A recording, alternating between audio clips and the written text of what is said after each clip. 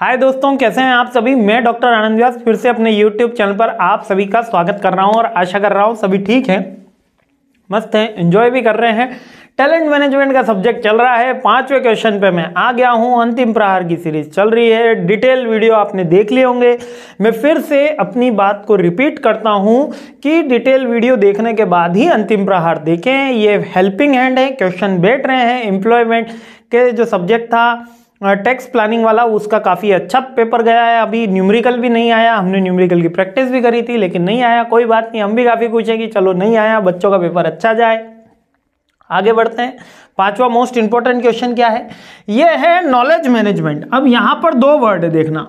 पहला वर्ड है नॉलेज और दूसरा वर्ड है मैनेजमेंट। क्या क्वेश्चन बनता है? क्वेश्चन पूछा जाएगा what is the meaning, what are the process, what are the steps taken in the knowledge management and what are the advantage of the knowledge management। अब ये knowledge management है क्या sir? ये knowledge management ऐसा है,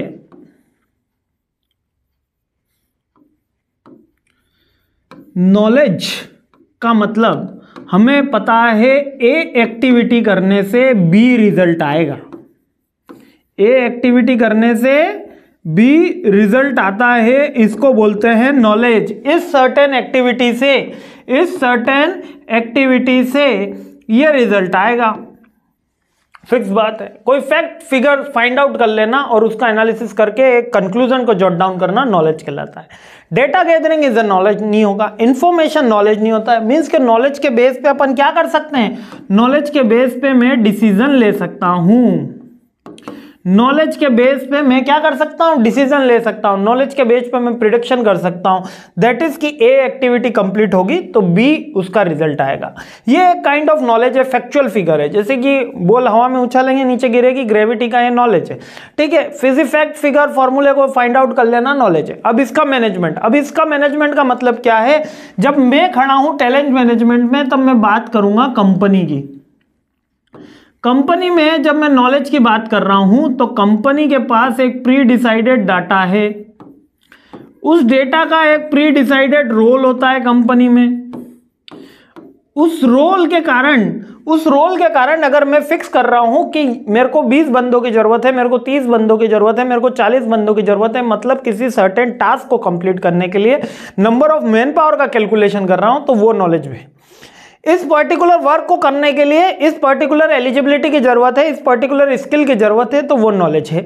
यहां पर जब मैं टैलेंट मैनेजमेंट में हूं तो नॉलेज मैनेजमेंट में केवल उस टास्क एंड रिलेटेड एक्टिविटी की बात करूंगा जो बिजनेस में recruitment, direction, controlling, planning, coordination in सब के अंदर आती हो। ठीक है, ट्रेनिंग एंड डेवलपमेंट भी।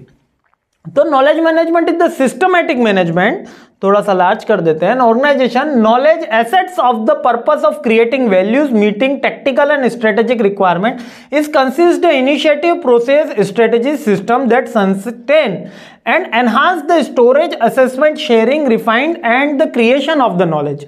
मीन्स नॉलेज मैनेजमेंट क्या करता है? न केवल सस्टेन करता है, उसको कल्टिवेट करता है, कल्चर में लाता है, नेटवर्क में लाता है और एनहांस भी करता है। नॉलेज मैनेजमेंट का काम है basically R&D department knowledge management बोला जाता है। देखो, थोड़ा सा अपन टैलेंट मैनेजमेंट में खड़े हैं सब्जेक्ट में, इसलिए इसको नॉलेज मैनेजमेंट बोल दिया। वैसे बेसिकली अपन इसको सब R&D डिपार्टमेंट के नाम से जाते हैं, रिसर्च एंड डेवलपमेंट डिपार्टमेंट।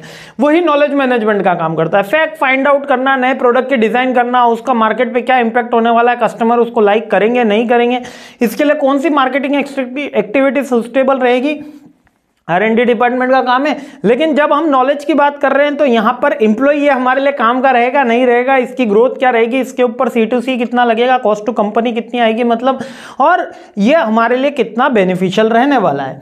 इसके अंदर जब मैं देखता हूँ नॉलेज मैनेजमेंट की थ्योरी के अंदर, तो नॉलेज मैनेजमेंट में सर्टेन एक्टिविटीज करी जाती है। क्या क्या करी जाती है?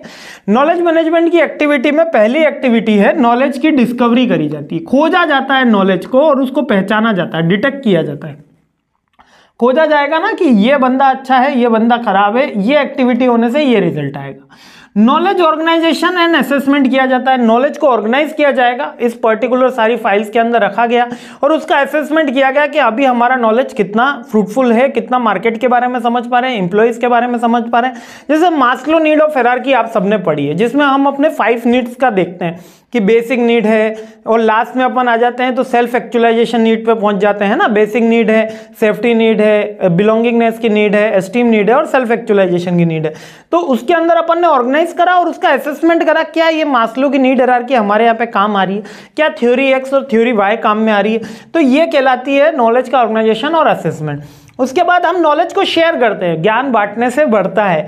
तो यहाँ पर नॉलेज क्या होता है, एक कंपनी से उसकी सब्सिडरी कंपनी में शेयर होता है। याद में रख के रखिएगा कि दूसरी कंपनी में शेयर होता है। इसलिए शेयर नहीं करते हैं क्योंकि ये कॉम्पिटिटिव एडवांटेज होता है। इसलिए टैलेंट मैनेजमेंट के सब्जेक्ट में नॉलेज शेयरिंग केवल सब्सिडरी कंपनी या सेम सिस्टर कंसर्न में ही होता है।